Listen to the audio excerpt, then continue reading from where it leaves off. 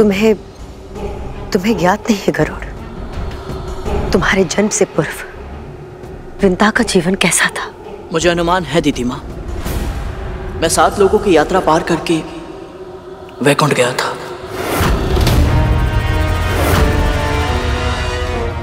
क्या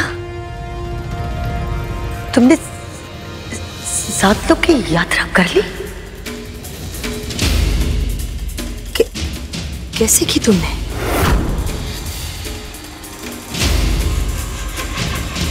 इन पंखों के सहारे दीदी माँ मैं उड़कर गया।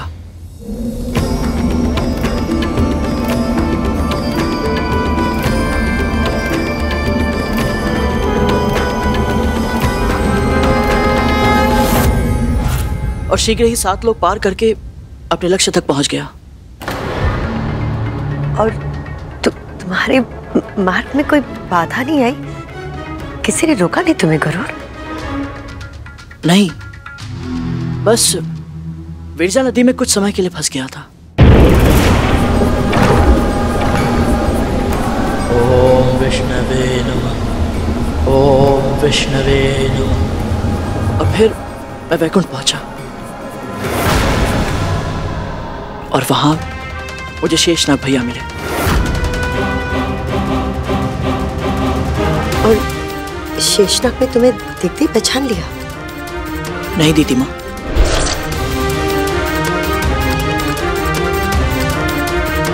पर जब पहचाना तो हृदय से लगा लिया।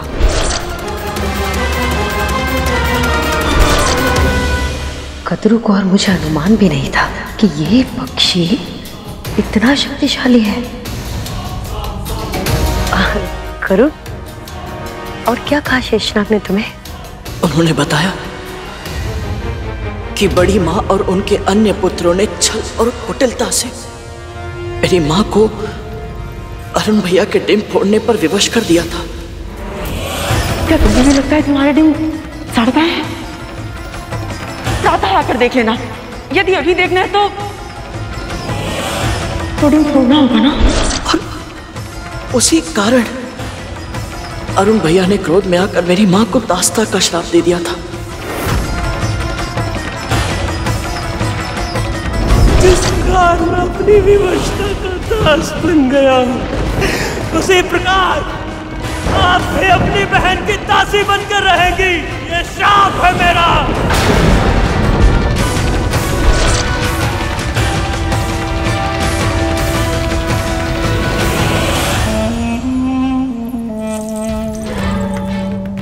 गरुड़ को कतरू के उसके पुत्रों का सत्य पता चल चुका है। अब इसे मूर्ख बनाना संभव नहीं है। यदि मुझे स्वयं को और अपने पुत्र को उसके क्रोध से बचाना है तो मुझे सब कुछ वैसा ही बताना पड़ेगा जैसा सच में हुआ था।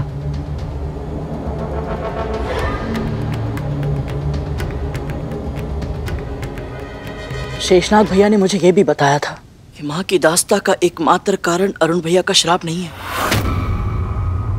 माँ आज जिस स्थिति में है उन्हें वहां तक पहुंचाने में बड़ी माँ ने बहुत महत्वपूर्ण भूमिका निभाई थी। ये सत्य है। अरुण के जन्म के बाद तुम्हारी माँ बहुत दुखी रहती थी। उस दुख के अनुभव से लगभग अर्धमृत हो चुकी थी वो, मानो जैसे कोई पत्थर।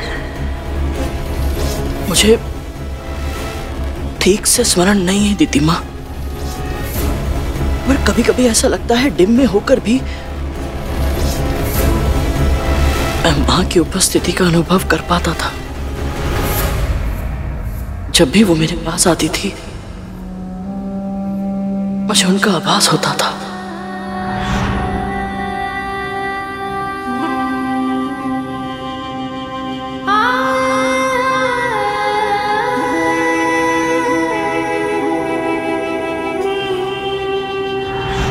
अपने निकट उपस्थित व्यक्तियों के प्रति संदेहशील तो तुम पहले से ही थे। उस वक्त तुम्हारी माँ अपने दुखों के पहाड़ों के नीचे दबकर सुध-बुध खो चुकी थी।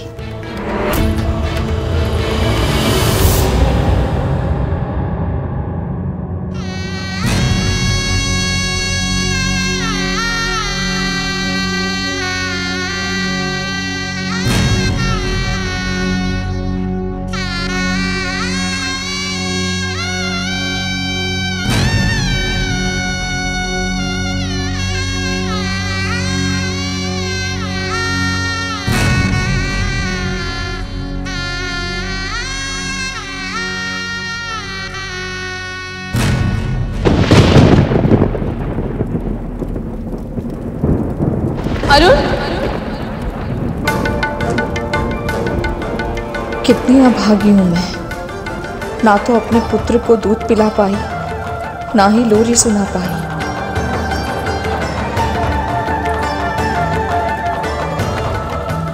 और वो भी तो इतनी सी उम्र में अपने घर से, अपनी माँ से इतना दूर है। कौन ध्यान रखता होगा उसका?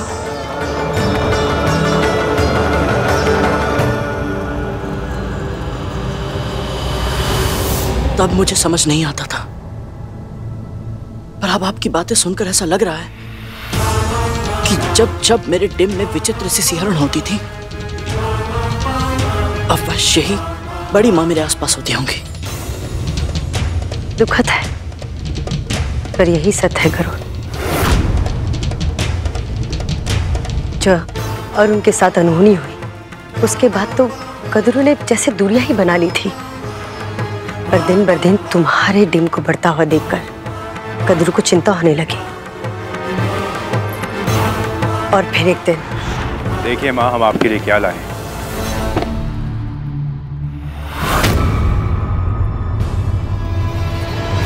दुनिया के सबसे अनोखे, दुर्लभ और मूल्यवान रत्न।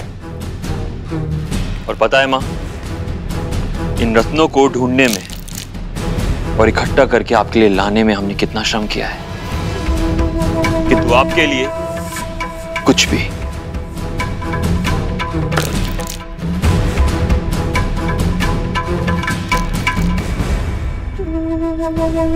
इतनी छोटी कैसे हो सकती है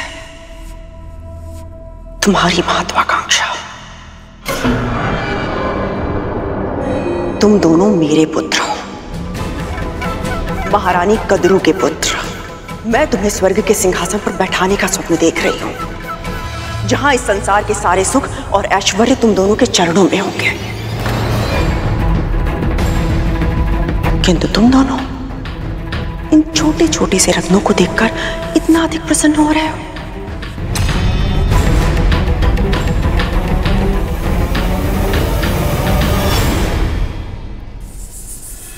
विंता के पुत्र को इंद्र से अधिक शक्तिशाली होने का वरदान मिला था, पर कोई भी वरदान मेरे स्वप्न को सत्य में परिवर्तित करने से नहीं रोक सकता। इस समस्त ब्रह्मांड पर राज करेंगे मेरे पुत्र, महारानी कदरू के पुत्र।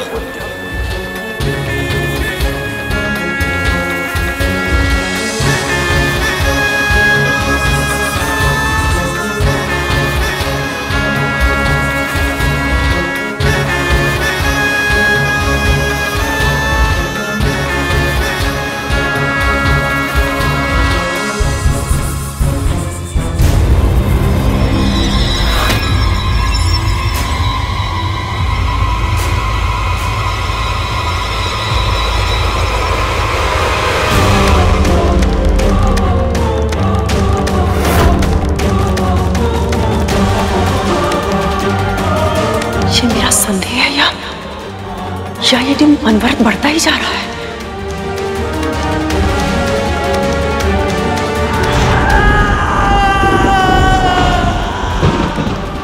अर्थ विकसित विकलांग है, फिर भी कितना शक्तिशाली है ये बालक कि इसके प्रकाश से पूरा आकाश लाल हो गया है।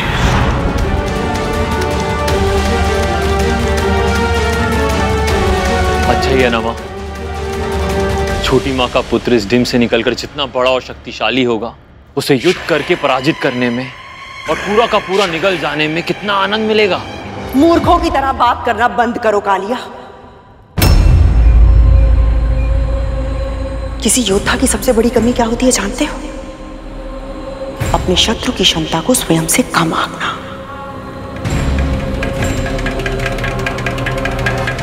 बहुत सावधान रहना होगा हमें, बहुत सावधान। इतनी चिंता करने की आवश्यकता नहीं है मां।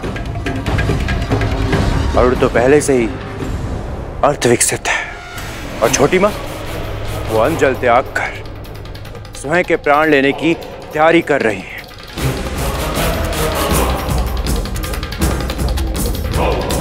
और जब ये पैदा होगा तो हम इसका वध कर देंगे। यदि नहीं कर पाए तो?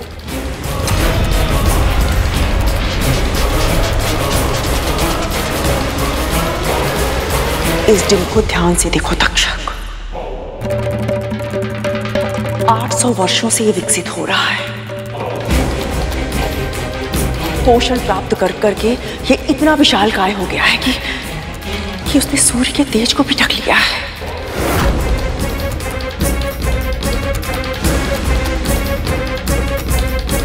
धरती के महानतम ऋषियों ने इसके जन्म से पूर्व भविष्यवाणी की थी कि इसके तन में अद्भुत शक्ति होगी और इसके भाग्य में अभूतपूर्व सफलता।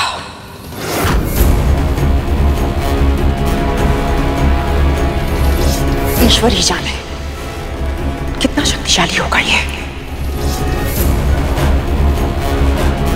जब तक हमें उसके सामर्थ्य का अनुमान पूर्ण रूप से नहीं लग जाता, हमें विंता को जीवित रखना होगा। केवल विंता ही है जो अपनी संतान को नियंत्रित करेगी, पर इसके लिए हमें सुनिश्चित करना होगा कि विंता हमारे नियंत्रण में रहे।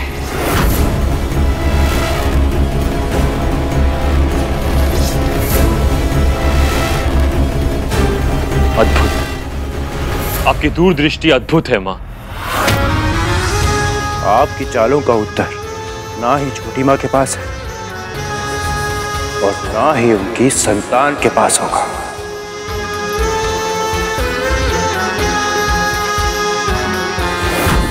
जब कद्रू ने विंता की देन की शक्ति देखी, उसी क्षण उसने तय कर लिया कि उसे कुछ भी करके विंता को अपने नियंत्रण में कर लेना होगा।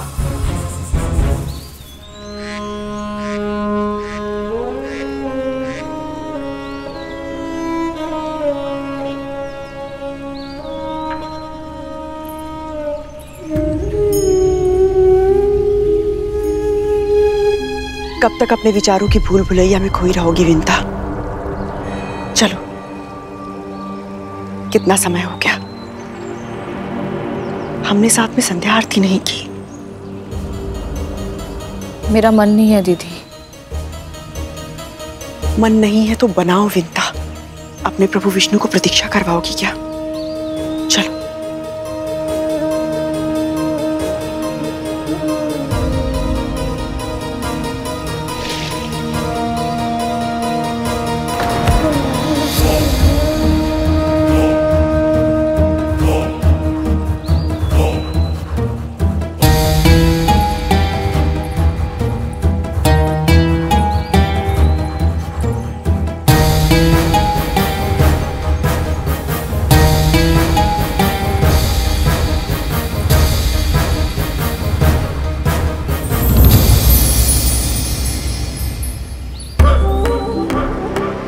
दो दिन से अपने पांव को जल में डालकर बैठी हो। देखो कैसे सुन्न पड़ गए हैं, जैसे जैसे उनमें प्राण ही नहीं है।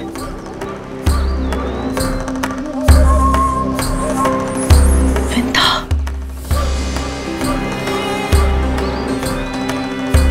अरुण के तो पाँव ही नहीं है दीदी।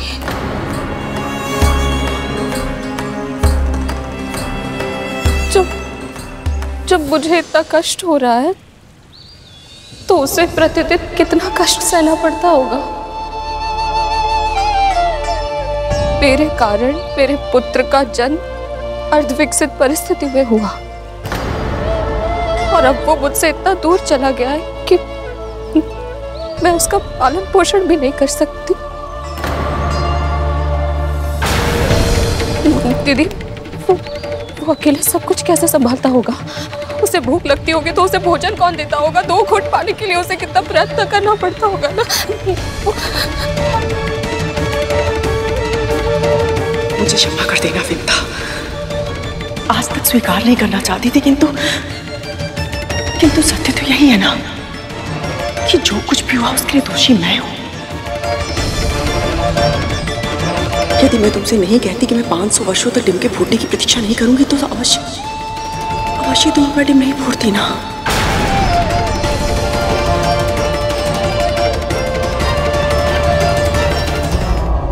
मैं उस रात तुम्हें रोकने भी आई थी, किंतु जब तक मैं वहां पहुंची तब तक मैं अपना डिम फोड़ चुकी थी।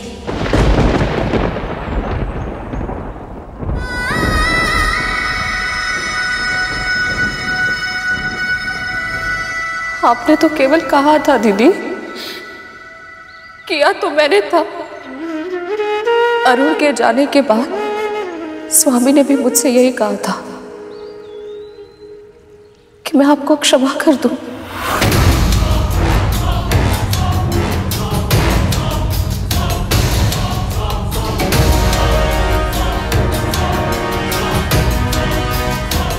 मार्शी कश्यप ने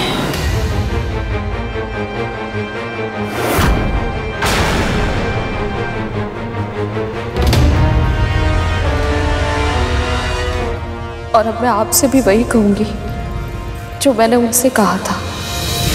यदि किसी के कहने में आकर हम कुछ अनुचित कर जाते हैं तो दोष कहने वाले का नहीं होता, हमारा होता है, क्योंकि हमने अपने विवेक का उपयोग नहीं किया। इसलिए क्षमा का तो प्रश्न ही नहीं उठता दीदी। दोष मेरा है क्योंकि दायित्व मेरा था। ये पाप मैंने किया है और इस पाप के लिए मैं स्वयं को जितना दंड दूं उतना कम है। स्वयं के साथ और उससे अधिक अपने अजन्मे पुत्र के साथ तुम अत्याचार कर रही हो विंता। हम दोनों माँ हैं विंता, और माँ को अपने पुत्रों के लिए, अपनी संतानों के लिए स्वयं को संभालना ही पड़ता है। तुम्हारा तन और मन स्वस्थ होगा तभी तो तुम अपने होने वाले पुत्र का ध्यान रख पाओगी। देखो कितनी शीघ्र कितना बड़ा हो गया वो।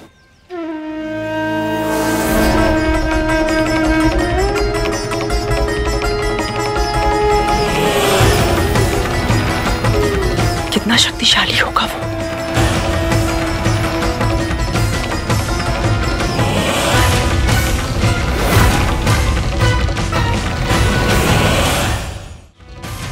जब शक्ति अधिक हो तो उसे सजोने का, संवारने का उत्तरदायित्व भी अधिक होता है। शक्तिशाली तो वो सबके आशीर्वाद से बनेगा, किंतु उसे उत्तरदायी बनाना तुम्हारा कर्तव्य है, ताकि उस शक्ति का अनुचित उपयोग ना हो। ना वो क्रोधी बने, ना वो दंभी बने। इसलिए तुम्हें उसे नियंत्रित करना होगा, है ना?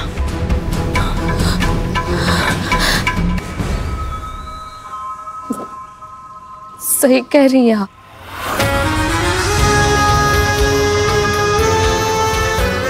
मैं चाहती थी मेरा पुत्र अपने माता पिता का सम्मान करे, उनके संस्कार सीखे, पर उससे पहले मुझे योग्य बनना होगा,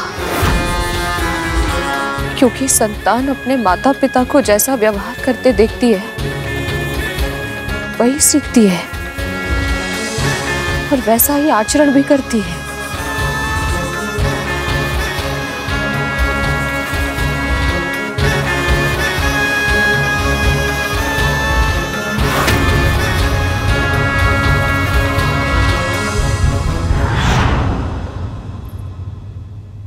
इस तरह से विंता को समझने के बाद कद्रू का व्यवहार विंता के प्रति अच्छा हो गया था।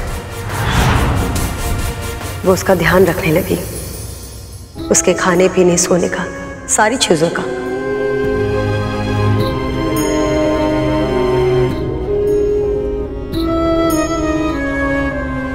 विंता का स्वास्थ्य भी अच्छा होने लगा था, परंतु उसका मन अभी भी अरुण के लिए विचलित था।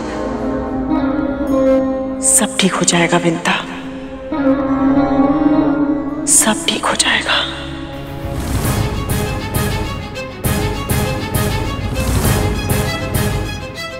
सब ठीक तो होना ही है, क्योंकि पहले मैं तुझे समझा बुझाकर स्वस्थ करके अपने नियंत्रण में लूंगी और फिर तेरे माध्यम से तेरे दूसरे पुत्र को नियंत्रित करूंगी।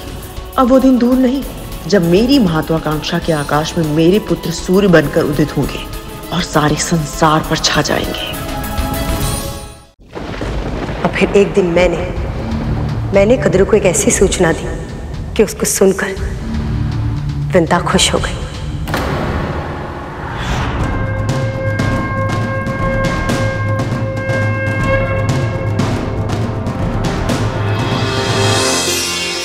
विंता,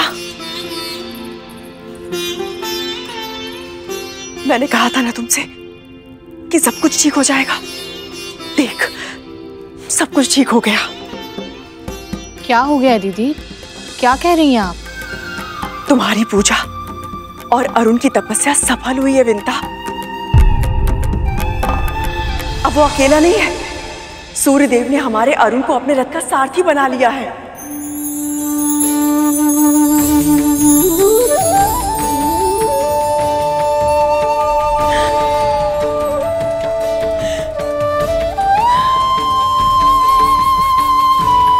सच? हाँ विंता, बिल्कुल सच। तुम अब प्रतिदिन अपने पुत्र की लालिमा का अनुभव कर पाओगी और वो भी तुमको देख सकेगा। प्रतिदिन विंता, प्रतिदिन। आपको अनुमान भी नहीं है कितनी प्रसन्नता दी है आपने मुझे, कितनी शांति मिली है मेरे हृदय को। अब बस किसी तरह मैं भी आपको प्रसन्नता दे पाऊं। इतनी छोटी सी बात, तुम चाहो तो अभी भी मुझे प्रसन्नता का उपहार दे सकती हो, मेरी एक छोटी सी इच्छा पूरी करके। तुमने चार दीवारी को अपना बंदी गृह बना लिया है। तुम्हें यहां से बाहर निकलना होगा विंता। हमें एक साथ वन की सुगंधित वायु का अनुभव किए और मुक्त आकाश के नीचे घूमे हुए कितना समय बीत चुका है। तुम चलोगी ना? मैं अवश्य चलूंगी दीदी, आपकी इच्छा को सम्मान अवश्य दूंगी मैं।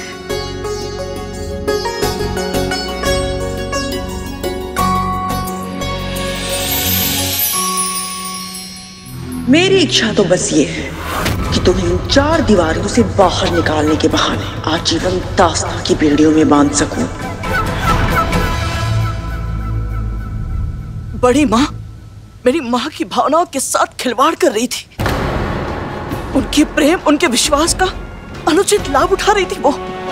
जब कदरू अपने चाल को धैर्य के साथ आकार दे रही थी, तब तुम्हारी डीम को दिन पर दिन बढ़ता हुआ देखकर उसकी संतानों के मन में असुरक्षा की भावना पैदा हो रही थी।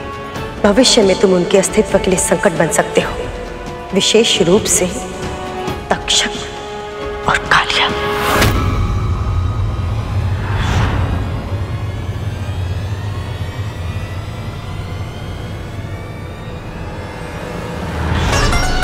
मुझे धुंधला धुंधला स्मरण हो रहा है। कभी कभी मुझे संकट का आभास होता था तो गहरे काले रंग की छायाकृतियां दिखाई देती थी। अब समझ आया कि वो तक्षक भैया और कालिया भैया थे। वो दोनों इतने शक्तिशाली थे कि अपनी ऊर्जा संभालना उनके लिए संभव नहीं था। वो सदैव किसी ना किसी को खोजते रहते थे ताकि उसको कष्ट देकर अपना मनोरंजन कर सके। पर कदरू के स्पष्ट आदेश से वो तुम्हें किसी तरह की हानि नहीं पहुंचा सकते थे।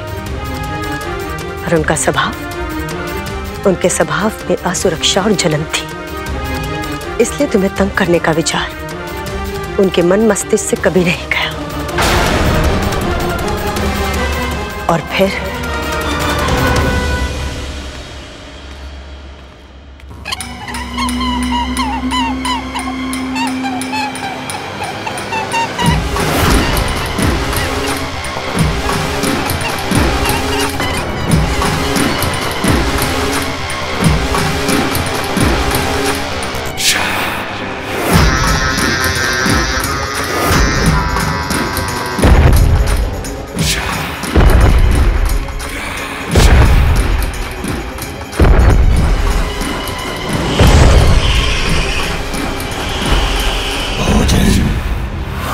भोजन भोजन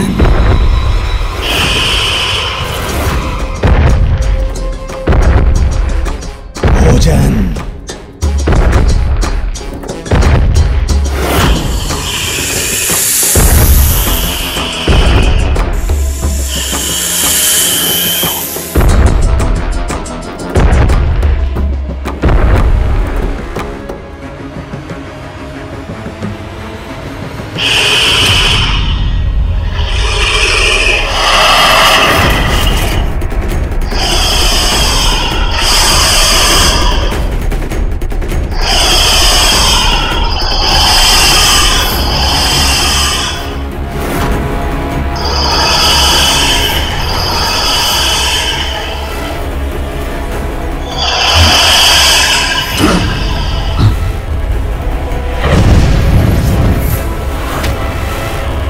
हो बिन बुलाए अतिथि,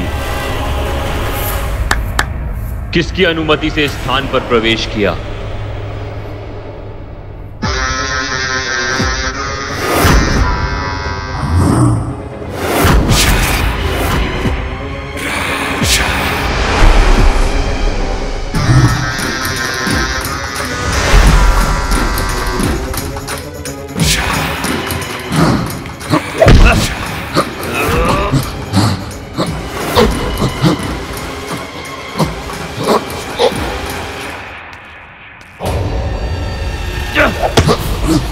रुक जाओ।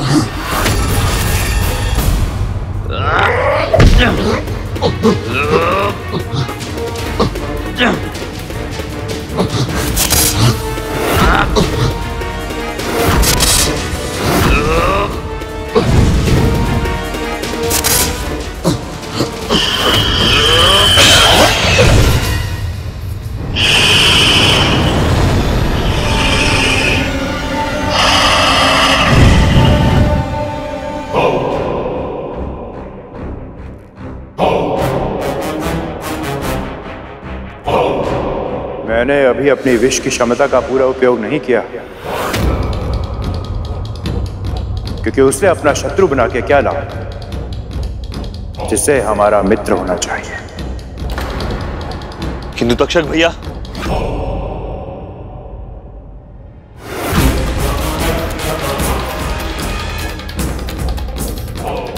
परंतु मैं तुमसे मित्रता क्यों करूं? क्योंकि हमारी मित्रता से तुम्हें वो उपहार मिलेगा जिसकी तुम कभी कल्पना भी नहीं कर सकते।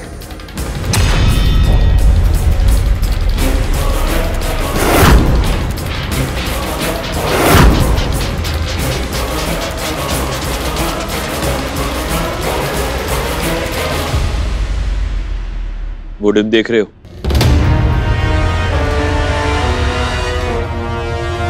पिछले 800 वर्षों से वो डिम परिपक्व होने की प्रतीक्षा कर रहा है। जरा सोचो, उसके अंदर पल रहा प्राणी कितना बड़ा होगा, कितना स्वादिष्ट होगा।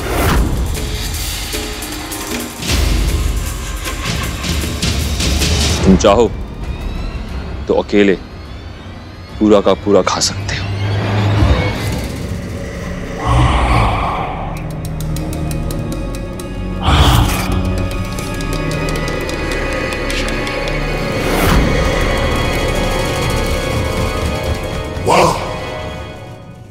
प्रकार का आहार, वाह! तुम दोनों निश्चित ही मेरी मित्रता के योग्य हो।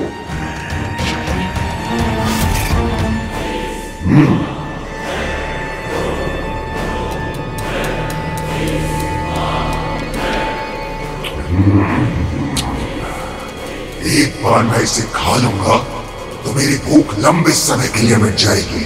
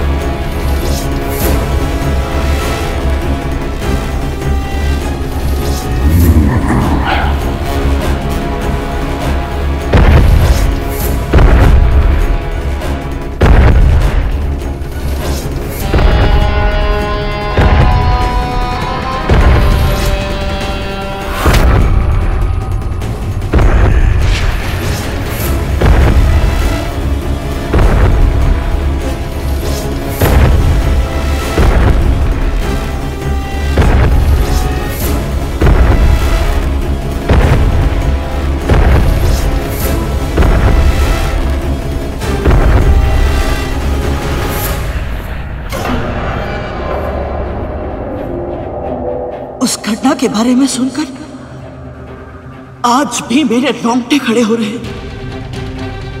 मुझे अच्छी तरह स्मरण है वो दिन। बहुत आशंकित था, डिम के भीतर असहाय अनुभव कर रहा था। लग रहा था जैसे साक्षात मृत्यु मेरी ओर बढ़ी चली आ रही है। मृत्यु का दूसरा नाम था वो दानव, जिसे तक्षक और कालिया ने भेजा था तुम्हारे लिए। पर वो नहीं जानते थे कि वो कितनी बड़ी संकट में फंसने वाले थे। कैसे दीदी माँ?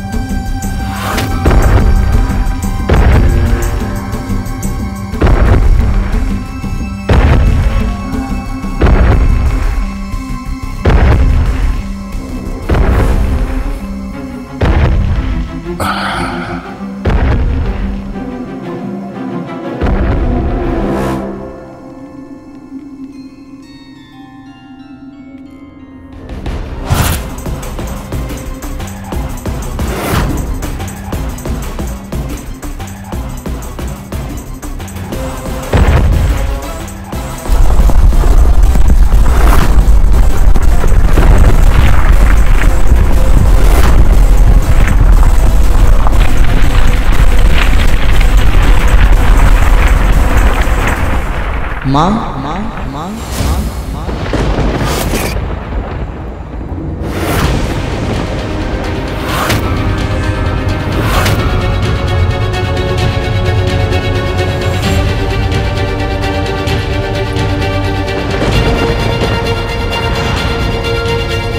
मुझे आभास हो रहा था दीदी माँ कि कोई भयानक दुष्ट छाया मेरे डिम की भारी आवरण को छू रही है। मैंने उसके हाथों के निशान भी देखे थे। बहुत भयभीत हो गया था। बस उस समय मुझे स्मरण हुआ कि माँ हर समय प्रभु विष्णु का नाम जपती रहती है और मैंने भी वही किया। फिर उसके बाद क्या हुआ यह मुझे स्मरण नहीं। मैं बताती हूँ कि उसके आगे क्या हुआ।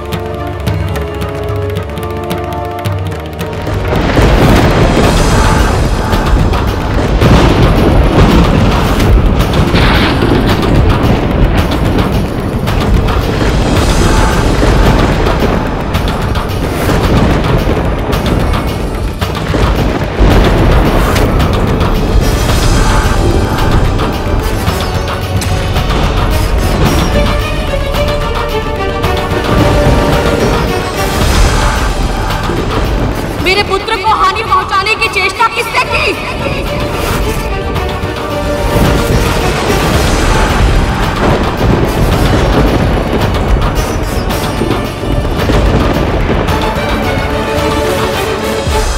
और माँ तो सदैव प्रसन्न चित्त रहती है।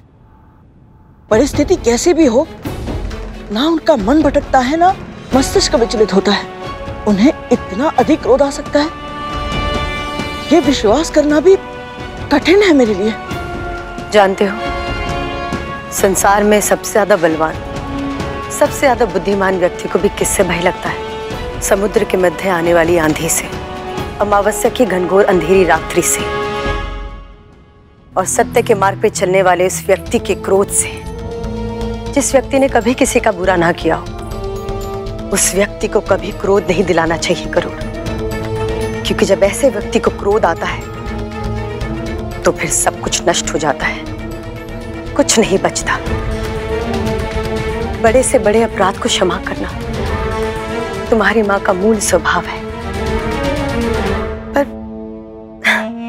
पर है तो वो एक माँ ही। और जब अपने संतान पर संकट आता हुआ देखती है तो स्वयं मृत्यु के देवता यमराज से भी अधिक भयंकर होता है उस माँ का क्रोध। उत्तर दो, कौन है जिसने मेरे पुत्र पर कुदृष्टि डालने का दुस्साहस किया?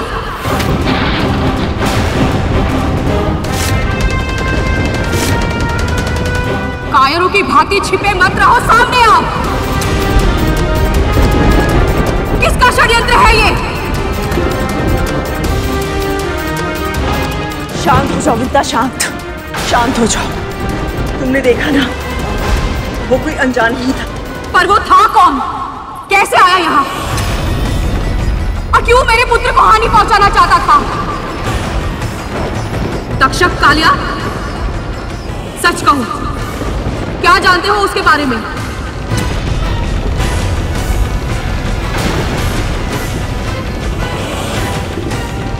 इन्हें कैसे पता होगा? ये तो मेरे साथ आए हैं ना। हाँ छोटी माँ, हम तो अभी अभी आए। हाँ छोटी माँ।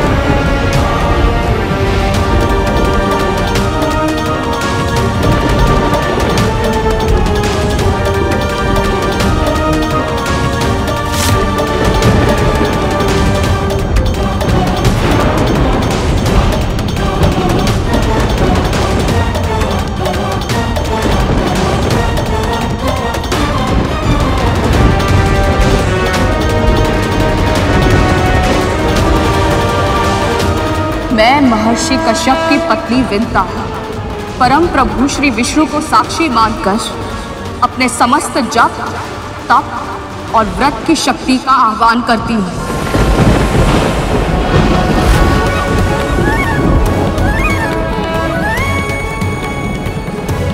मैं अपने डिम के निकट रहूं या ना रहूं, यदि कोई भी प्राणी मेरी इच्छा के बिना इस सुरक्षा घेरे को पार करने का प्रयत्न करेगा, वो उसी क्षण जलकर भस्म हो जाएगा।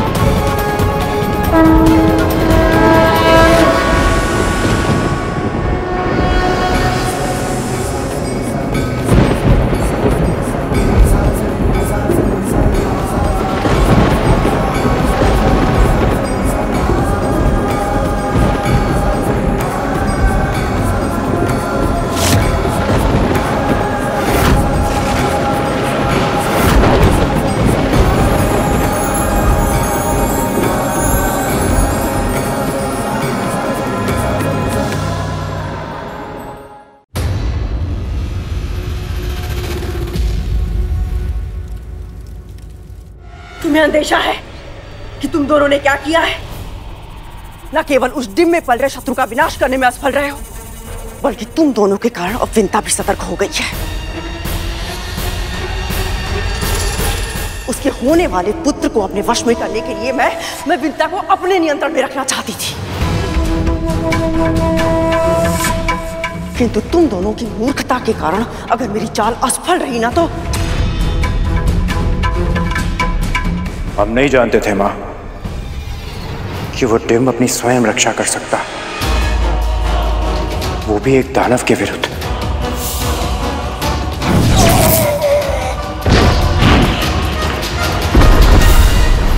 हाथी का शावक बल के कारण मतवाला होकर इधर उधर घूमता रहता है, मार्ग में आ रही हर वस्तु को इधर उधर फेंकता रहता है। वो उसे नियंत्रण में रखने के लिए जन्म लेते ही उसके पैरों में बेड़ियां डाल दी जाती है,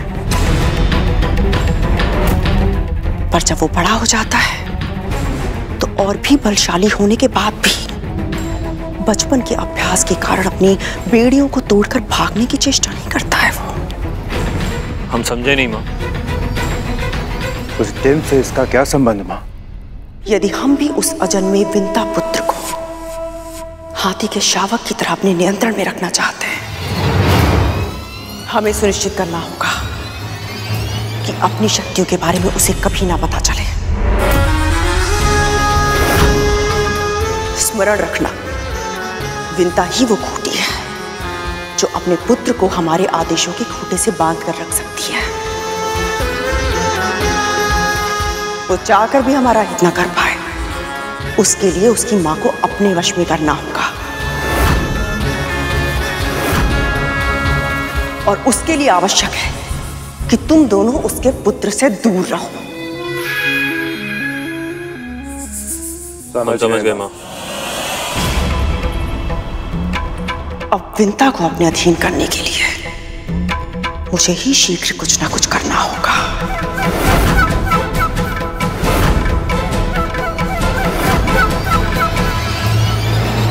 बड़ी मां ने उन्हें इतना समझाया, फिर भी वो सुधरे नहीं थे। मुझे तो छोड़िए, वो दोनों तो अपने छोटे भाइयों को भी तंग करते रहते हैं। बच्चे कच्ची मिट्टी की तरह होते हैं घरों। बचपन में अगर उन्हें ममता के स्थान पर अत्यधिक भय का वातावरण मिले तो फिर वो उस भय को ही जीना सीख लेते हैं। फिर वो दूसरों के साथ भी उसी तरह का व्यवहार करते हैं। उनके अंतर मन को लगता है कि अपने से दुर्बल को तंग करना, उसे कष्ट पहुंचाना, इसमें कुछ भी अनुचित नहीं है। तक्षक और कालिया इतने क्रूर इसलिए हैं क्योंकि कद्रू उनके साथ उतनी कठोर है। आप सही कह रही है दीदी माँ। कद्रू ने अपने पुत्रों को चेतावनी दी थी, पर तब तक बहुत देर हो चुकी थी। जहां एक और कद्रू अपने अगले चाल की तैयारी कर रही थी, वहां दूसरी ओर वो दानव अपने अगले आक्रमण की नींव रख रहे थे।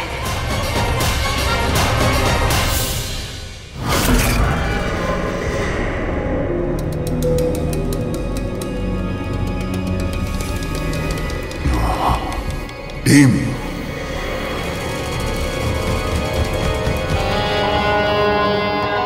बड़ा टीम, भोजन भोजन भोजन भोजन।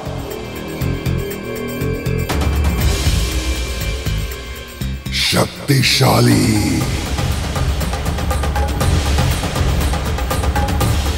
प्रतिशोध, आक्रमण आक्रमण आक्रमण। वो तीनों दानव तुम पर आक्रमण करने के लिए सही समय की प्रतीक्षा कर रहे थे गरुड़। उधर कद्रू भी शीघ्रता करने के पक्ष में नहीं थे। सही समय की प्रतीक्षा, ये उसकी रणनीति का सबसे महत्वपूर्ण भाग था। समय बहुत बलवान होता है गरुड़। निद्रा देवी की तरह समय को भी वरदान प्राप्त हुआ था। कुछ समय के लिए व्यक्ति सब कुछ भूल जाता है। कद्रू से स्नेह मिलने के बाद विंता उसके ताने, अपनी ईर्ष्या और अरुण के अर्धविकसित होने का दुख धीरे धीरे भूलने लगी थी, और कद्रू अपने अगले चाल के लिए सही अवसर ढूंढ रही थी। और वो स्मरण है तुम्हें जब मदनोत्सव के दिन हम दोनों ने महुआ खा लिया था और 2 दिन तक नाचते रहते। हाँ, कितना उपहास उड़ाया था ना सबने हमारा। क्या हुआ विंता? कुछ नहीं दीदी, अरुण की दुर्घटना के बाद मैंने सोचा ही नहीं था कि मैं सामान्य बन पाऊंगी, फिर से जीवन जी पाऊंगी, हंस पाऊंगी। पर आपके कारण अब मुझ में फिर से आशा जागी है। अपने दूसरे पुत्र के जन्म के लिए उत्साहित हूं मैं। केवल तुम नहीं, मैं भी बहुत उत्साहित हूं। देखो तो उस डिम में है क्या?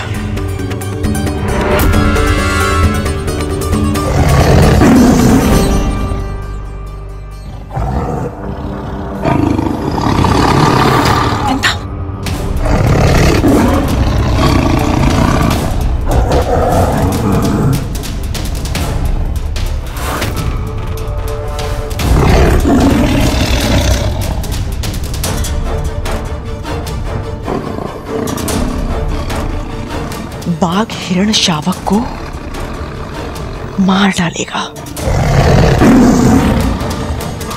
नहीं दीदी, जैसे बाघ निकट आएगा उस हिरण शावक की मां कूदकर संतान के सामने आ जाएगी और स्वयं को भोजन बनाकर बाघ के सामने अपने को प्रस्तुत कर देगी। प्रश्न ये नहीं उठता, संकट में सभी सबसे पहले स्वयं के प्राण बचाने के विषय में सोचते हैं, किसी और का तो मन में विचार भी नहीं आता है। लगी शर्त? लग गई। तो जो हारेगा उसे दूसरे को हंसाना पड़ेगा, विदूषक बनकर। स्वीकार है।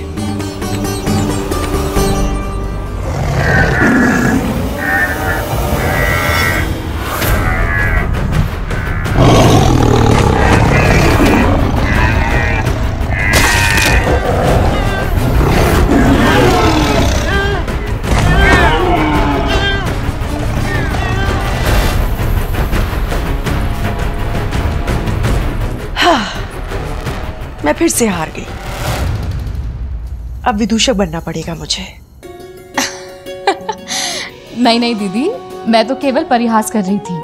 किंतु मैं तो गंभीर थी। शर्त हारी हूं, दंड तो भुगतना ही होगा।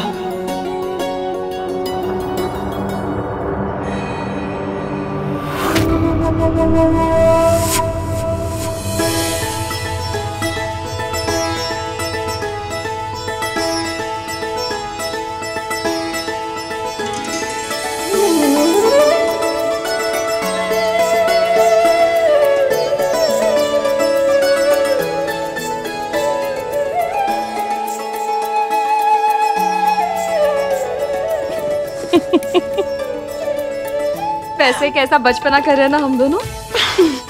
कभी कभी बचपना कर लेना चाहिए। मुझे तो बहुत आनंद आ रहा है। तुम्हें आनंद नहीं आ रहा है?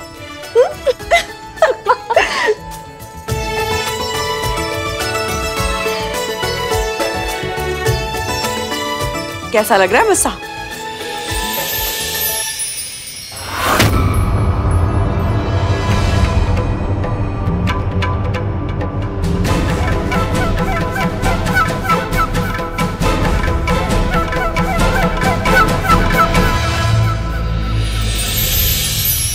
आप तो बहुत उत्तम विदूषक लग रही हैं दीदी।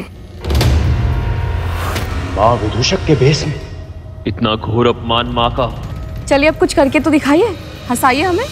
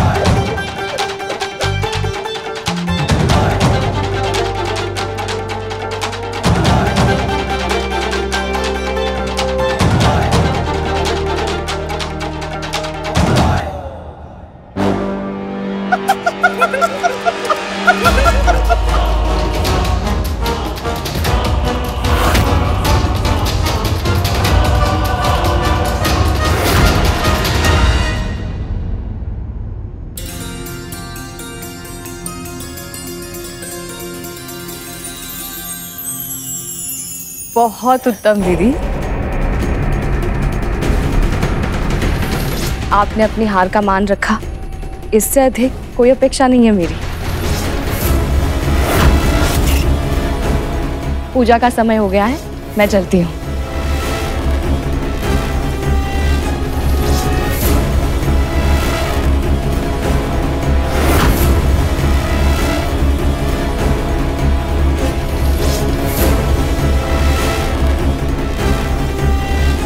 आपने अपना अपमान क्यों नहीं दिया माँ?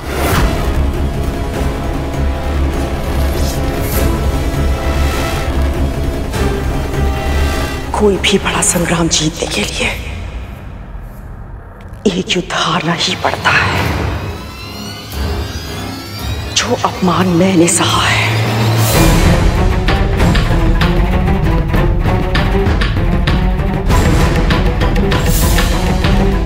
उससे 100 गुना अधिक अपमान विंता को सहना होगा,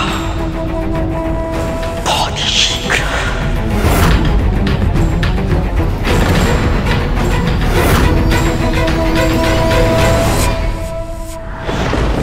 बड़ी माँ का मन इतना काला, इतना गहरा है, उसकी तह पाना असंभव है।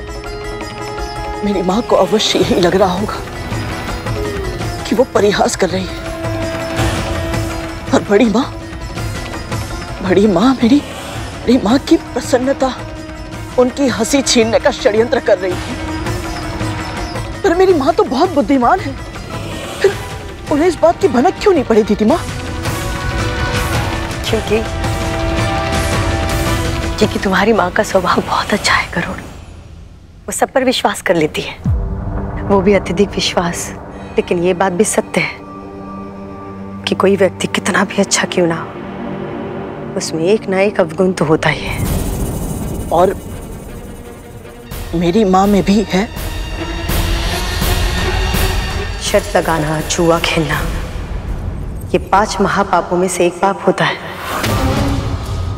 अगर इसकी लत लग जाए ना तो इससे पीछा छुड़ाना आसान नहीं होता। तुम्हारी माँ में भी यही अवगुण था। आनंद के लिए शर्त लगाती थी वो, पर वो नहीं जानती थी कि यही अवगुण एक दिन उससे सब कुछ छीन लेगा। आपके कहने का क्या अर्थ है दीदी माँ?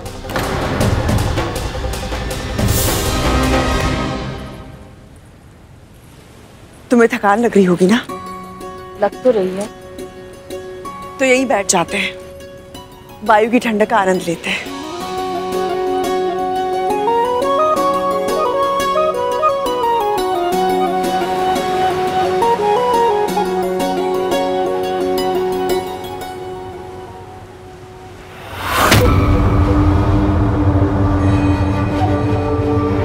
अब कैसे भी करके इसे किसी शर्त में फंसाना है मुझे।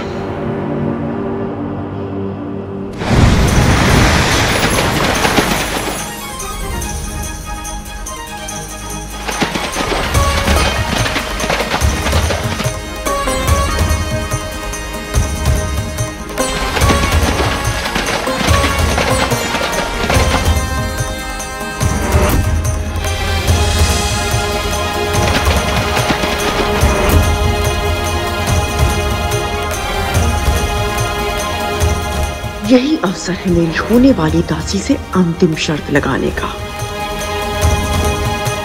इतनी आभा, इतनी शोभा, ऐसा भावी प्राणी मैंने आज तक नहीं देखा।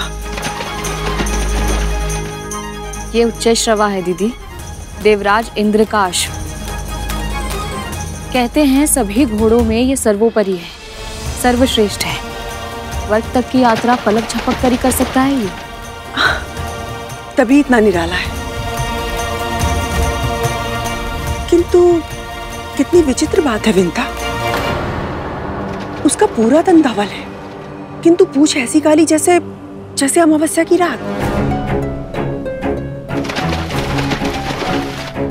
क्या कह रही हो दीदी? हिमालय की हिम जैसी है इसकी पूंछ, श्वेत। तन बिल्कुल वैसा है जैसा तुमने कहा, हिम की तरह श्वेत। किंतु उसकी पूंछ को ध्यान से देखो विंता, ऐसी है जैसे रात भर जलने के बाद दिए का तल हो जाता है, बिल्कुल काला। आपको कुछ भ्रम हो रहा है दीदी। पूछ श्वेती है, देखो।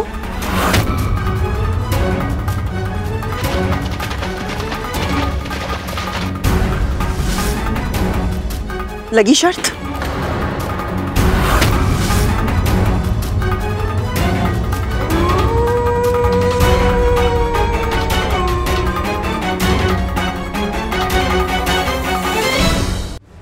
आप फिर से हार जाओगी दीदी। श्वेत और काले में बहुत अंतर होता है, मैंने अपनी आंखों से देखा है। देखा तो मैंने भी है और मुझे अपनी आंखों पर पूरा विश्वास है। अभी तो वो समुद्र में लौट गया है। यदि तुम चाहो तो कल सुबह आके हम फिर से देख सकते हैं। तो बोलो, शर्त लगाने का साहस है? हारने वाले को जीतने वाले की एक बात माननी होगी। स्वीकार है?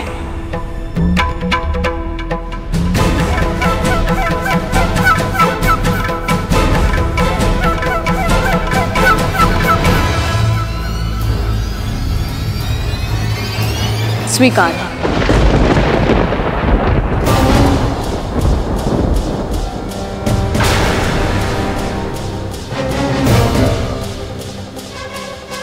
ये अचानक क्या हो गया? मैं अपना डिम देखकर आती हूँ।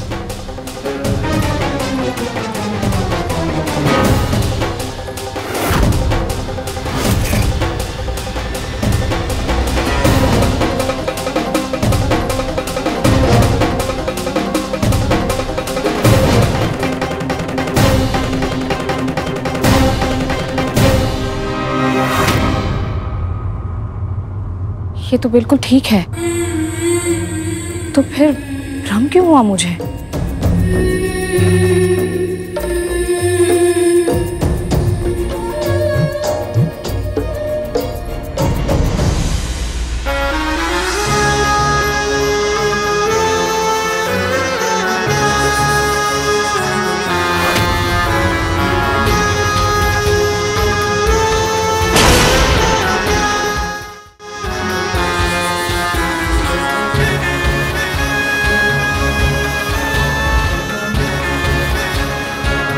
सब जानती है तू, भली भांति समझती है कि सब अनुचित है।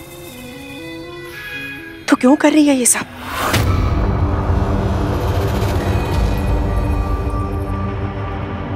तेरी अंतरात्मा हूं कद्रू, मुझसे सत्य छुपाना असंभव है। मैं जानती हूं कि तेरे मन में क्या विचार पनप रहा है, इसलिए तुझे चेतावनी दे रही हूं कि तू जो करना चाहती है वो अकल्पनीय है। मत कर ऐसा। व्यर्थ के आदर्शों में मुझे मत फंसा। शर्त लगाना विंता के स्वभाव की दुर्बलता है और तू उसी दुर्बलता का लाभ उठाना चाहती है। इसीलिए तूने जानबूझकर शर्त लगाई कि उस घोड़े की पूंछ काली है, ताकि विंता को यह भ्रम हो जाए कि शर्त तू ही हारेगी। जबकि क्या? जबकि हारी हुई शर्त को अपनी जीत में कैसे बदलना है, इसका उपाय तो तुझे शर्त लगाने से पहले ही सूझ गया था। अर्थहीन प्रलाप मत कर, तू ये पाप मत कर। यदि किया तो असुरक्षा की ये भावना तेरे और तेरे पुत्रों के विनाश का कारण बन जाएगी। अभी भी समय है कद्रू, संभल जा।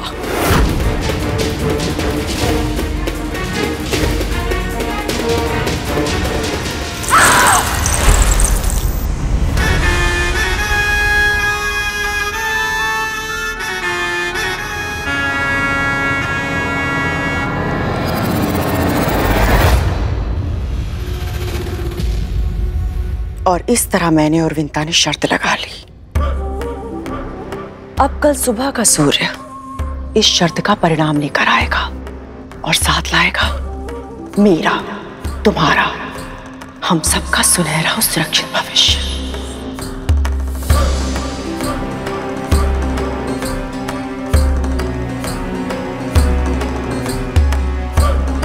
मैं जानती हूं तुम सबके मन में क्या प्रश्न उठ रहा है। यही ना कि जब उच्चैश्रवा की पूंछ श्वेत रंग की है तो उसे काली सिद्ध करके मैं अपनी शर्त को कैसे जीतूंगी?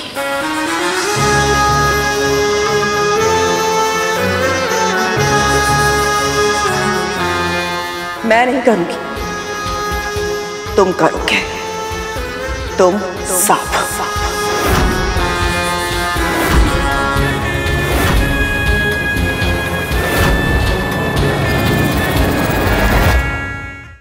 हम सबको? पर कैसे मां? उच्चेश्वरा, देवराज इंद्र का घोड़ा सृष्टि की महानतम शक्तियों ने उन्हें उपहार में दिया था। उसकी पूंछ का रंग बदलना हमारे लिए कैसे संभव है? उच्चैश्रवा की पूंछ का एक एक बाल श्वेत है, यही चुनौती है ना? तो उपाय भी मेरे सामने है। मेरे 1 सहस्त्र काले नागपुत्र।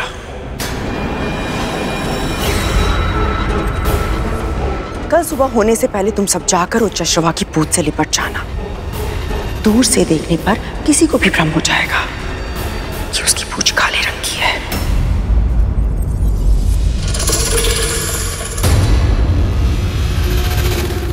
यदि छोटी मां को पता चल गया तो? उसके पहले ही मैं उसे अपनी दासी बना लूंगी। वैसे भी विंता अपने आदर्शों की दासी है। मुख से निकले शब्दों का मान वो अवश्य रखेगी। माँ, ये कार्य तो बहुत कठिन है, हमें तो भय लग रहा है। हाँ माँ, मुझे भी ये नहीं हो पाएगा। हमारे बड़े भाई है ना माँ, उनके रहते हुए आपको हमारी क्या आवश्यकता? हमें आज्ञा दीजिए माँ।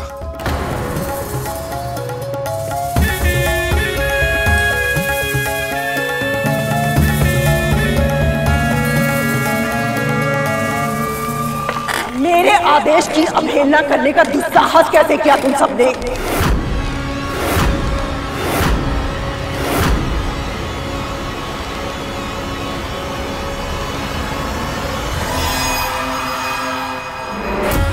मां होने के नाते जप तप व्रत जो मुझे करना पड़ा मैंने वो सब किया ताकि मुझे सामर्थ्यवान और शक्तिशाली पुत्र प्राप्त हो। कितनी कठिनाइयों का अनुभव किया है मैंने, कितने कष्ट सहे हैं मैंने, और आज भी विंता को दासी मैं मेरे लिए नहीं बना रही हूं, तुम लोगों के लिए बना रही हूं,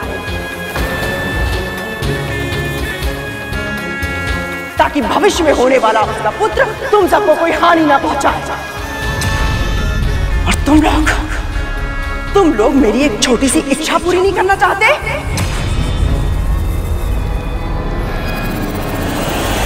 और तुम जैसे कृतज्ञ पुत्र होना अभिशाप है। तुम्हारी इस कायरता को देखकर मेरा हृदय जल रहा है, और उसी नजर की अग्नि में तुम सब जलोगे और भस्म हो जाओगे। श्राप है मेरा। उसी नजर की अग्नि में तुम सब जलोगे और भस्म हो जाओगे। श्राप है मेरा। उसी नजर की अग्नि में तुम सब जलोगे और भस्म हो जाओगे।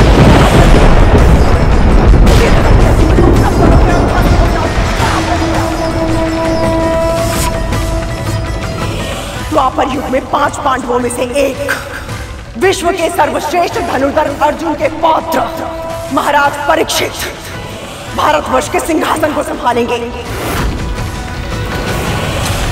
और उनके पुत्र चक्रवर्ती महाराज जन्मेजय सर्प यज्ञ करेंगे।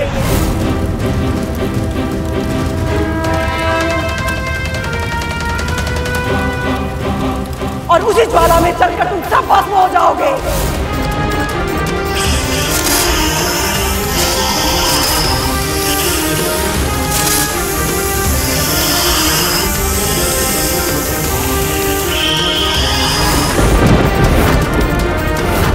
और उनके पुत्र चक्रवर्ती महाराज जन्मेजय सर्प यज्ञ करेंगे, और उसी ज्वाला में जलकर तुम सब भस्म हो जाओगे। तुम सब भस्म हो जाओगे। माँ, हम आपकी अवज्ञा करना नहीं चाहते हैं। हाँ माँ, हमसे बहुत बड़ी भूल हो गई माँ। हमें क्षमा कर दीजिए माँ।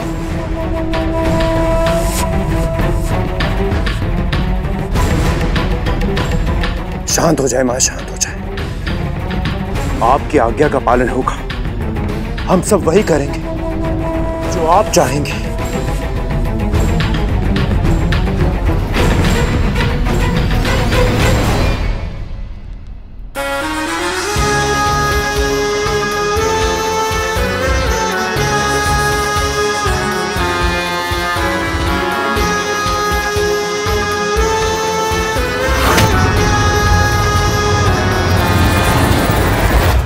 वो तो माँ है, अपने ही पुत्र को इतना भयंकर श्राप कैसे दे सकती है वो?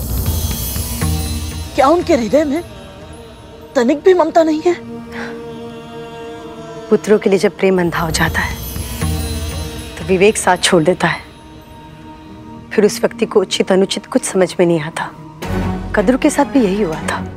वो अपने पुत्रों से बहुत प्रेम करती थी। वो उनको सफलता के सबसे ऊंचे स्थान पर देखना चाहती थी और ये उसके जीवन की एकमात्र महत्वाकांक्षा बन गई थी। पर तुम्हारे जन्म के कारण गरुड़ उसे अपना स्वप्न टूटता हुआ दिखाई दिया और वो इतनी असुरक्षित हो गई कि अपने बच्चों का हित करने के प्रयास में अनजाने में उनका अहित कर बैठे। फिर क्या हुआ दीदी माँ?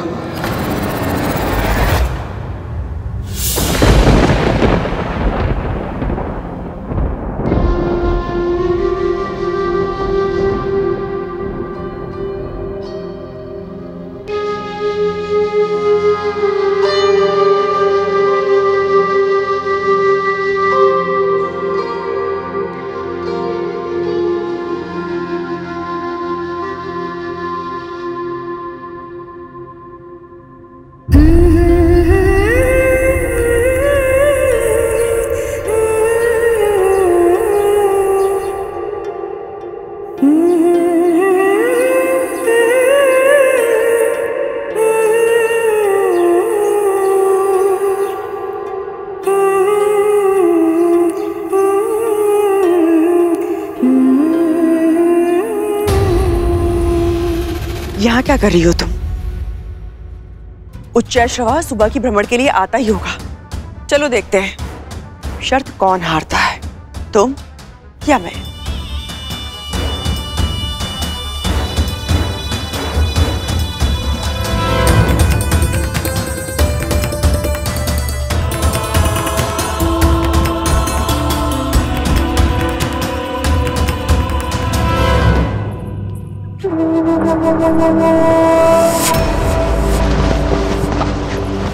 कैसी अभागी माँ है विंता।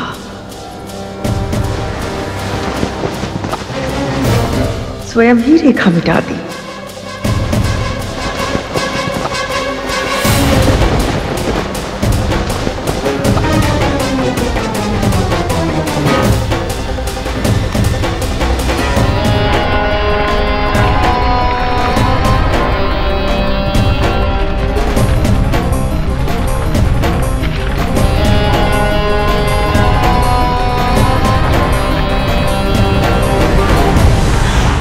एक और दानव तुम पर आक्रमण करने के लिए आगे बढ़ रहे थे, वहां दूसरी ओर तुम पर आए संकट से अनजान तुम्हारी मां अपनी बहन के बिछाए हुए जाल में पूरी तरह से फंस रही थी।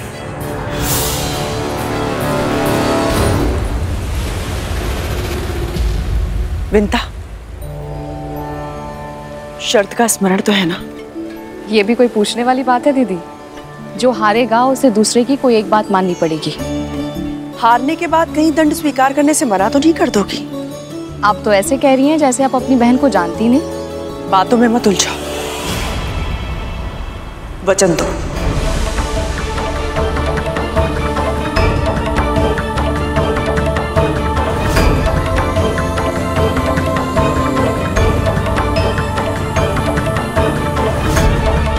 वचन देती हूँ मैं आपको, यदि मैं शर्त हारी तो आप जो कहेंगे स्वीकार होगा मुझे।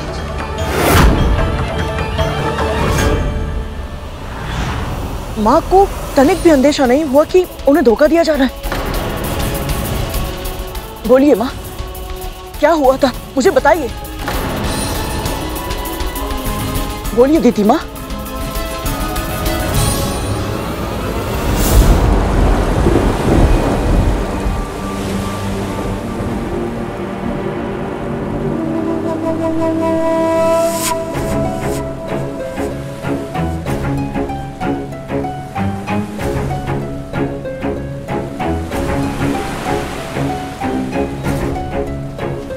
दीदी,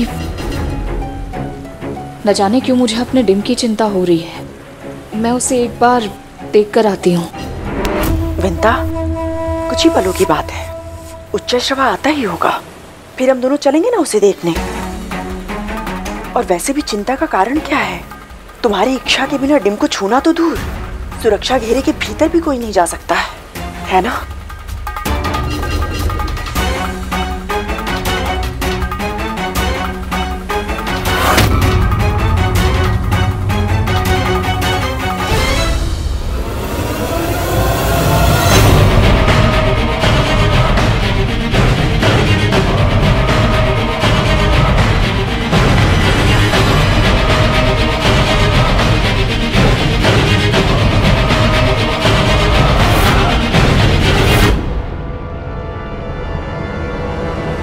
जब मृत्यु धीरे धीरे निकट आ रही हो तो कैसा लगता होगा तक्षक भैया? यदि ये जीवित रहता तो अवश्य पूछते करेगा, पर दुख की बात तो यह है कि उधर हमारी मां इसकी मां से शर्त जीत कर उनका जीवन अपनी मुट्ठी में कर लेंगे। और यहां ये जन्म लेने से पहले ही मृत्यु को प्राप्त हो जाएगा।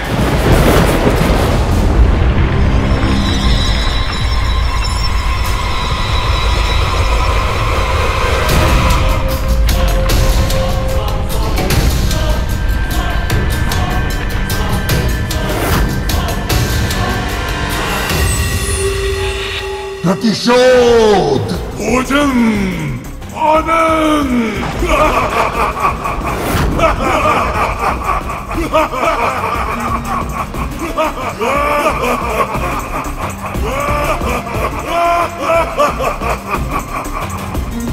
बस कुछ ही क्षण और खेल समाप्त।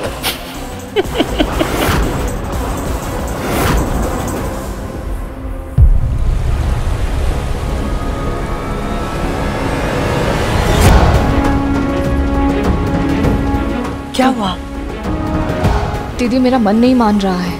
मैं बस एक बार उसे देखा हूँ, मैं शीघ्र ही लौट आऊंगी। शर्त हारने की आशंका से भय लग रहा है और बहाना पुत्र का बना रही हो।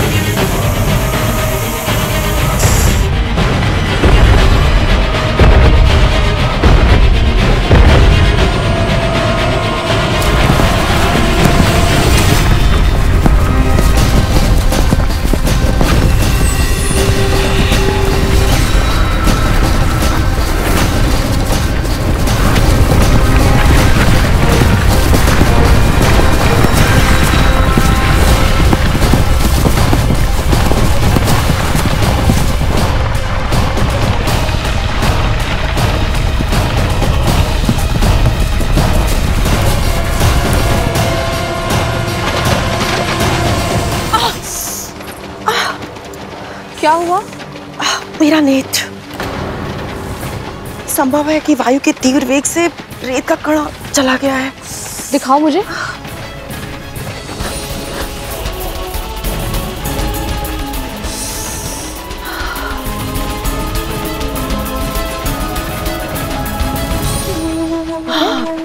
अब ठीक लग रहा है। देखो कहीं घोड़ा चला ना जाए।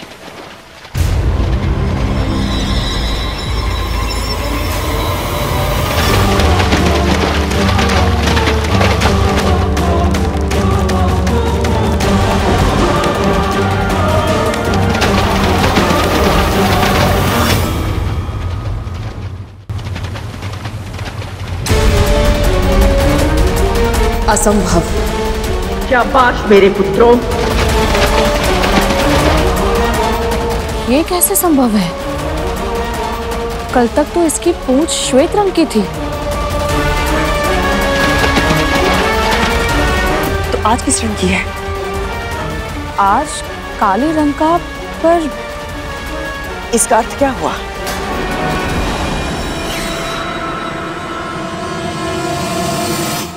आप जीत गई, मैं हार गई।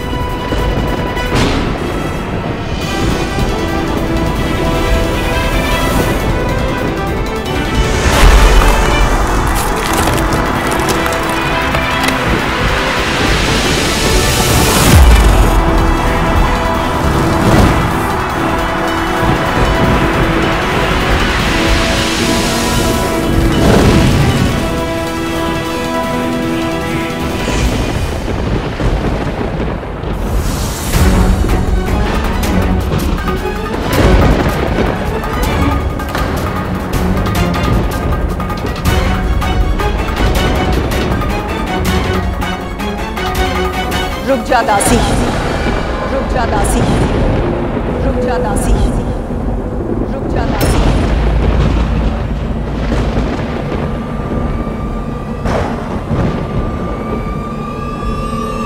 क्या पुकारा आपने? वही जो अब तू है।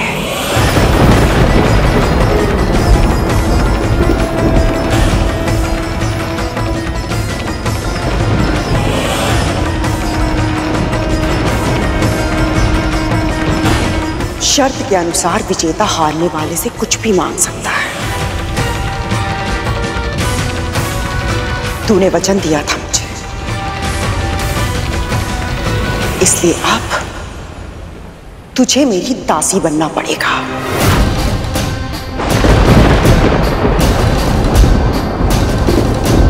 जीवन भर के लिए तुझे मेरी दासी बनना पड़ेगा। जीवन भर के लिए तुझे मेरी दासी बनना पड़ेगा। जीवन भर के लिए तुझे मेरी दासी बनना पड़ेगा। जीवन भर के लिए तुझे मेरी दासी बनना पड़ेगा। जीवन भर के लिए।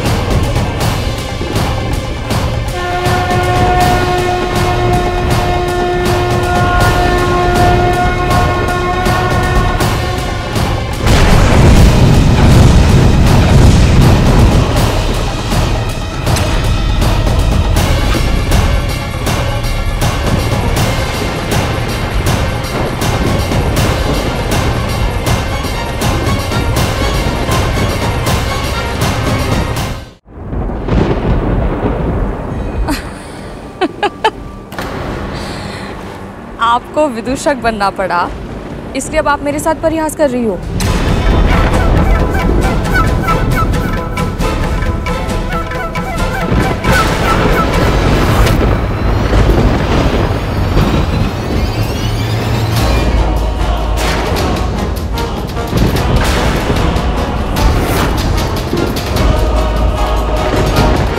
दीदी, ये सब क्या है? परिहास नहीं है, तेरी सच्चाई है।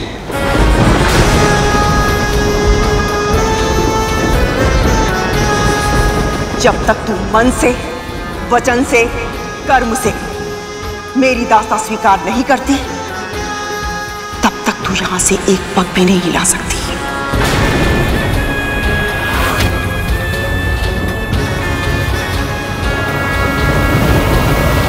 पर बहनों में शर्त केवल परिहास के लिए परिहास तेरे लिए होता होगा, मेरे लिए कभी ना समाप्त होने वाली पीड़ा का आभास था। बार बार अपमान का विष पीने की पीड़ा, बार बार स्वयं से अधिक चतुर, अधिक आदर्शवादी बहन से कम रह जाने की पीड़ा। ऋषि मुनि, देवता, यहां तक कि हमारे स्वामी भी तुझे सम्मान देते थे। मुझे क्या मिला? उपेक्षा, तिरस्कार, द्वितीय श्रेणी का व्यवहार।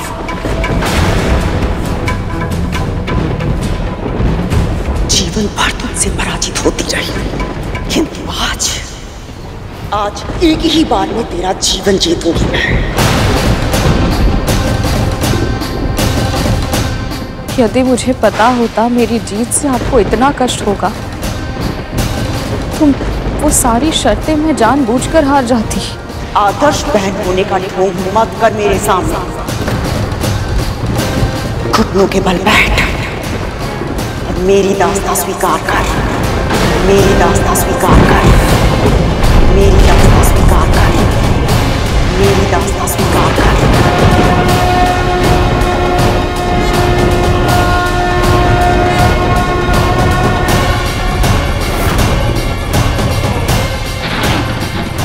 जिस प्रकार मैं अपनी विवशता का दास बन गया, उसी प्रकार आप भी अपनी बहन की दासी बनकर रहेंगी। ये श्राप है मेरा।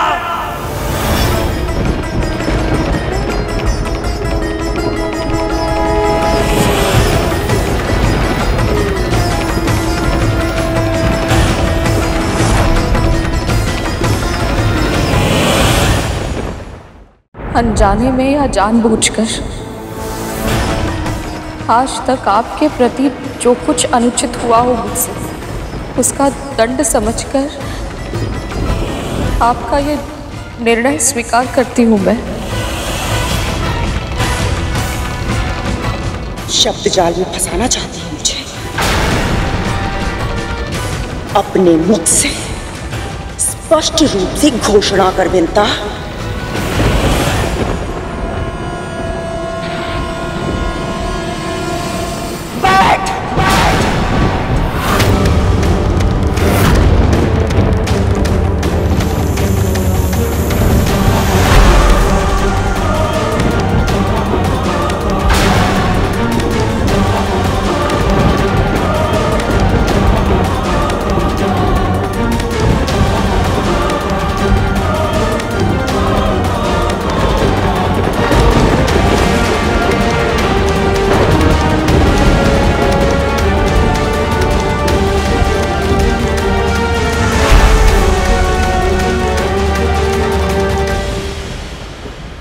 मैं महर्षि कश्यप की पत्नी विनता अपने धर्म को साक्षी मानकर मन से, वचन से और कर्म से जीवन भर के लिए अपनी बहन कद्रू की दास्ता स्वीकार करती हूँ।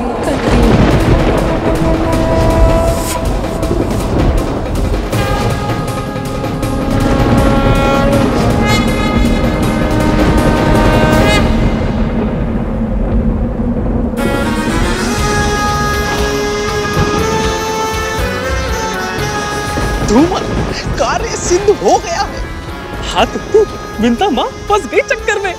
यह शुभ समाचार कालिया भैया और टच्चक भैया को देते प्रसन्न हो जाएंगे। चल चल चल शीघ्र चल।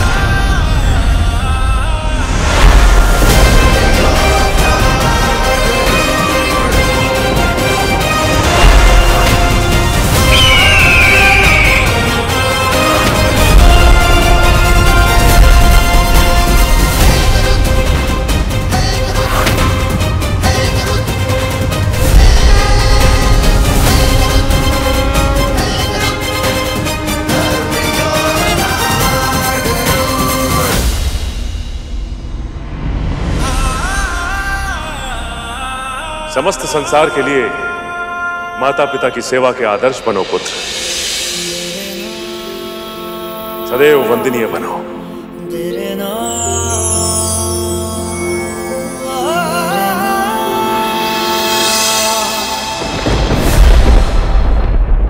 सुविकसित, सुदृढ़ तन, इतना शक्तिशाली है मेरा भाई। सभी देवताओं को, परमपिता विष्णु को मेरा कोटि कोटि धन्यवाद, कोटि कोटि प्रणाम।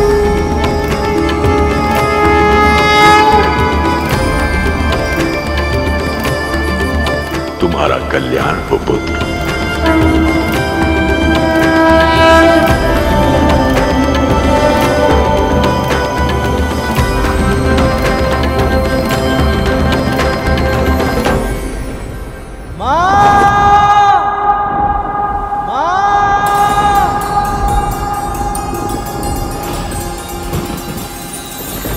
पुत्र, तू, तेरा अजन्मा पुत्र दोनों मेरे नियंत्रण में होंगे।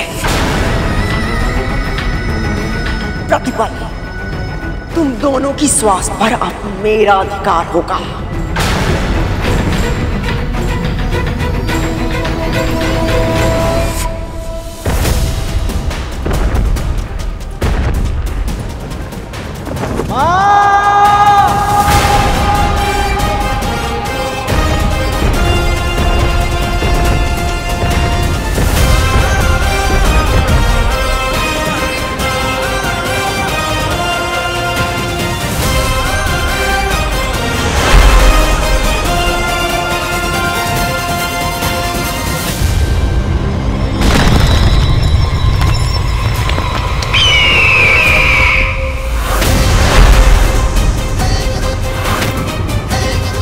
कालिया भैया,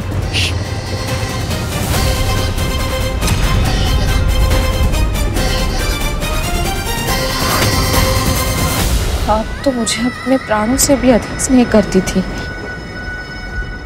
तो मेरे लिए आपके मन में विष कब भर गया दीदी?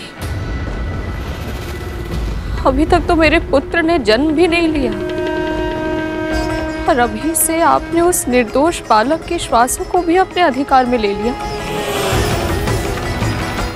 पिछले 1,000 वर्षों से मैं अपने पुत्र के जन्म की प्रतीक्षा कर रही हूँ। उसके जन्म के बाद मुझे प्रसन्नता मिलती, उससे पहले ही आपने मुझे दासी बनाकर हम दोनों को जीवन भर के लिए दुख दे दिया। क्यों दीदी, क्यों? मैं जानती हूँ, तू, समस्त संसार, ऋषि मुनि देवता सब मुझे ही दोषी मानेंगे। मुझे इतिहास में क्रूर बहन के रूप में पहचाना जाएगा, किंतु मेरा कारण जानने का कोई भी प्रयास नहीं करेगा और मुझे कोई परवाह नहीं है। मेरे पुत्रों के हित के लिए मुझे जो भी करना पड़े मैं वो सब करूंगी, और उसके लिए मुझे चाहे कोई भी मूल्य क्यों ना चुकाना पड़े।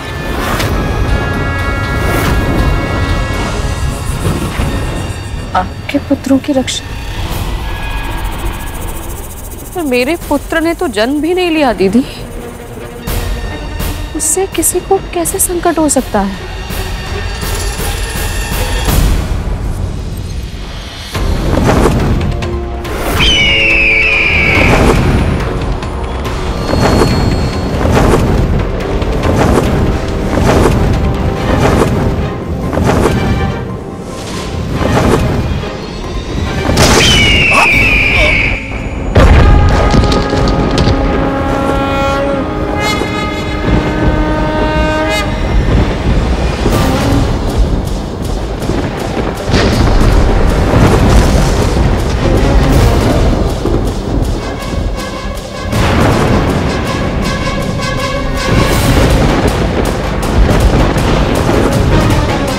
मेरा विश्वास कीजिए दीदी, मेरा होने वाला पुत्र आपके पुत्रों का भाई होगा, वो उन्हें कभी हानि नहीं पहुंचाएगा।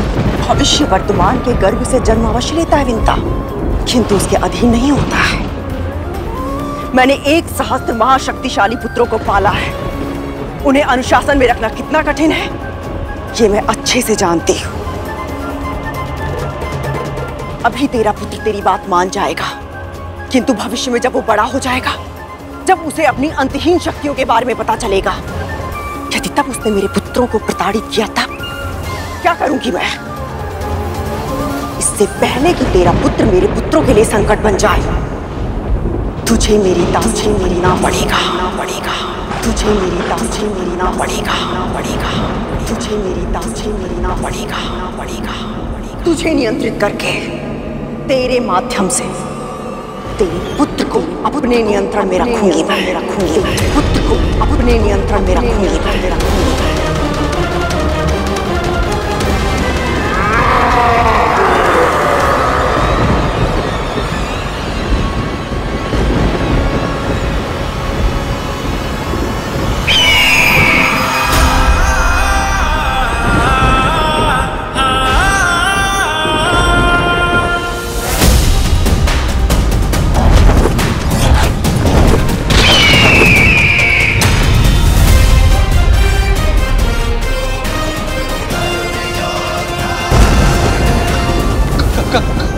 भैया ये छोटी माँ का पुत्र है, अभी डिम से निकला है।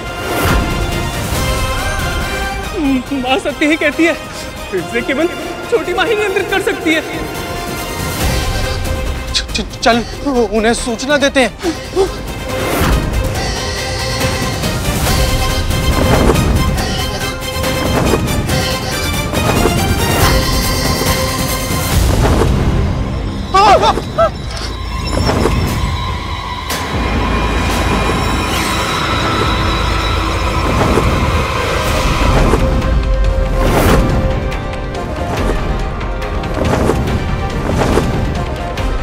तक्षक भैया, तक तो धूमल के प्राण संकट में है कालिया।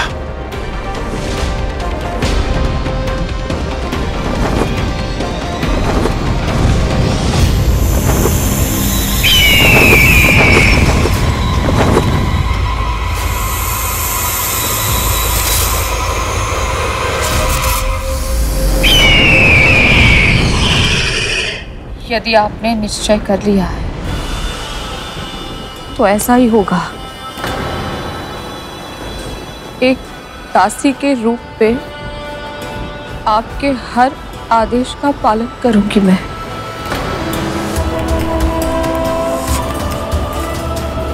तुझसे यही अपेक्षा थी मुझे, किंतु इतना कहना ही पर्याप्त नहीं होगा। तुझे मुझे एक और वचन देना होगा। तू कभी अपने होने वाले पुत्र को यह नहीं बताएगी कि तू मेरी दासी क्यों बनी और कैसे बनी, क्योंकि जिस दिन उसे सत्य के बारे में पता चल गया, वो तुझे छुड़ाने का प्रयास अवश्य करेगा।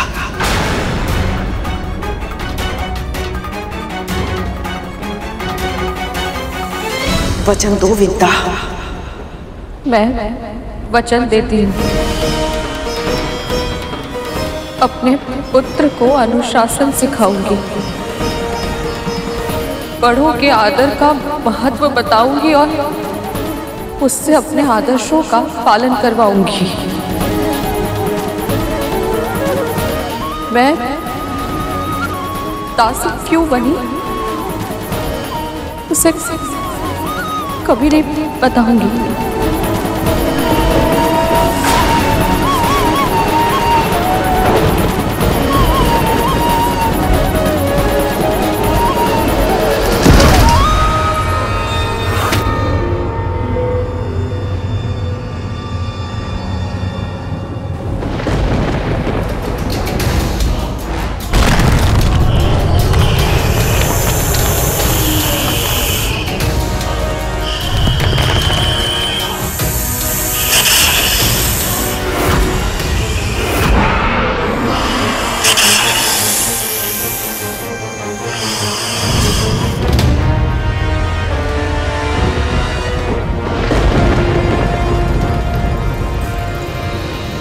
ये तो वही दानव है जो मेरे डिम पर आक्रमण करने आया था।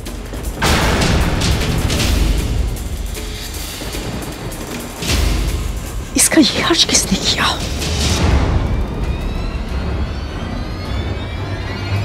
शारीरिक और मानसिक क्षमता में अद्वितीय एवं ऐसा आदर्श होगा, पूरे संसार को गर्व होगा। माँ, हो गया। क्या हो गया? वो हो गया। तुम लोग इतने भयभीत क्यों? क्या हो गया है? जन्म, इनके पुत्र का जन्म हो गया माँ, उसी ने हमारी हालत करी है।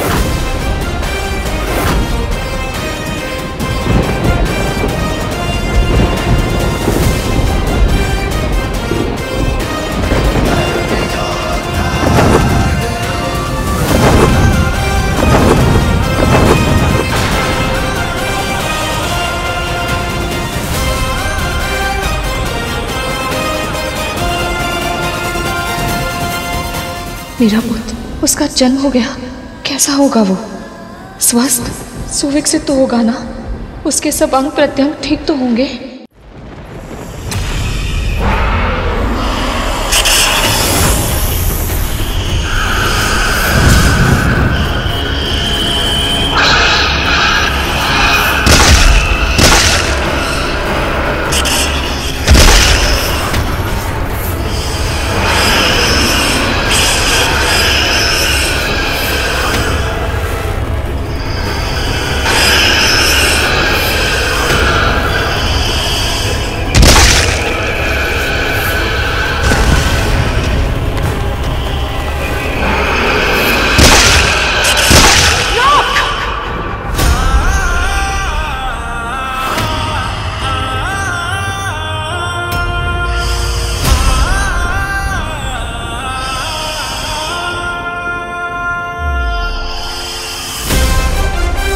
शिव जी ने एक यज्ञ के फलस्वरूप मुझे ये माला दी थी, जिसे जो धारण करेगा उसे ऐसी प्रतापी संतान प्राप्त होगी जिसके नाम और यश की कीर्ति समस्त ब्रह्मांड में फैलेगी।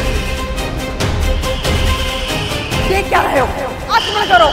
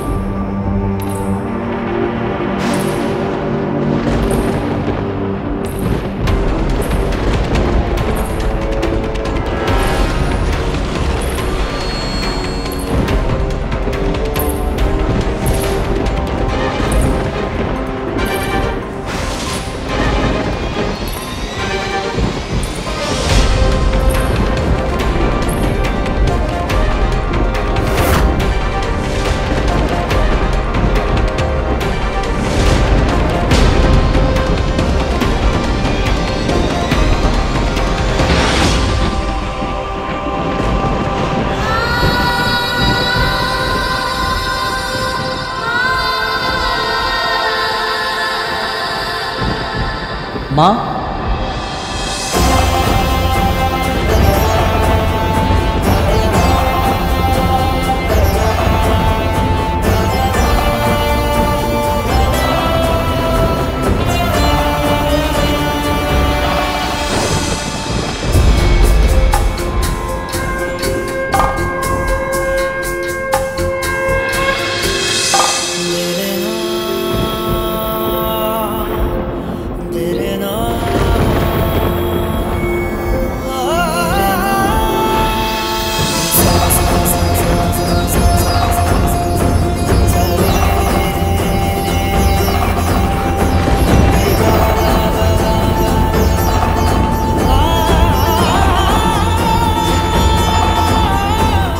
स्वस्थ है, पूर्ण विकसित है।